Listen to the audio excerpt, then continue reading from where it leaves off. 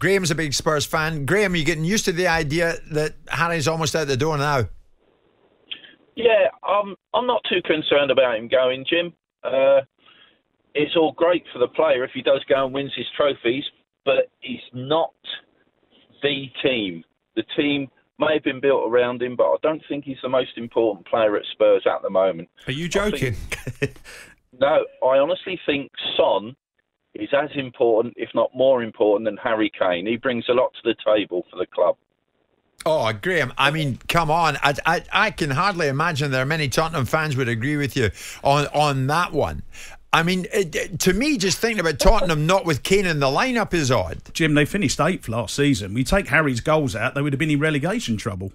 Yeah. But you look at the seasons in the past where he's had long periods out with injury. We never suffered that much with him off the pitch.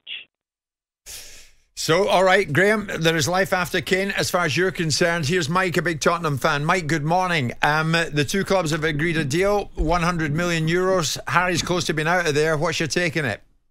Morning, chaps. Thanks for having me on. Firstly, I'll have a glass of whatever the last guy's on because I'm absolutely gutted, if I'm totally honest. However, I think I would have been more gutted if you went to a Premier League rival next year for free. So it's one of those, and I think it was always coming. I mean, we wouldn't have signed Richarlison for big money. I know he hasn't done well last year, but Daniel Levy never would have bought him for a lot of money if he didn't know this was on the horizon, I think. Yeah.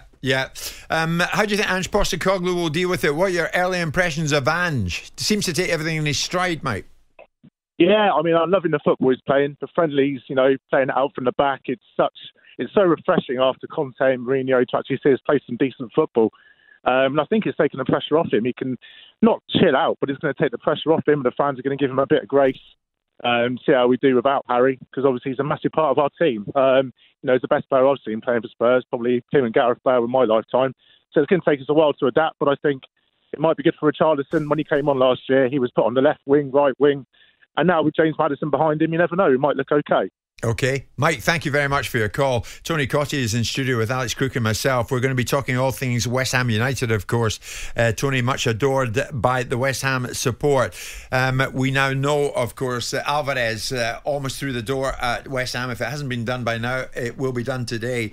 We have to think, you have to think Harry Maguire should end up saying yes to joining West Ham. 30 million agreed with Manchester United. James Ward-Prowse set to join tomorrow, but the big breaking story is Kane to Munich. The two clubs have agreed a fee of 100 million euros. Jim White and Simon Jordan. Monday to Friday mornings from 10 on AM, on DAB, via the talkSPORT app and on your smart speaker. talkSPORT.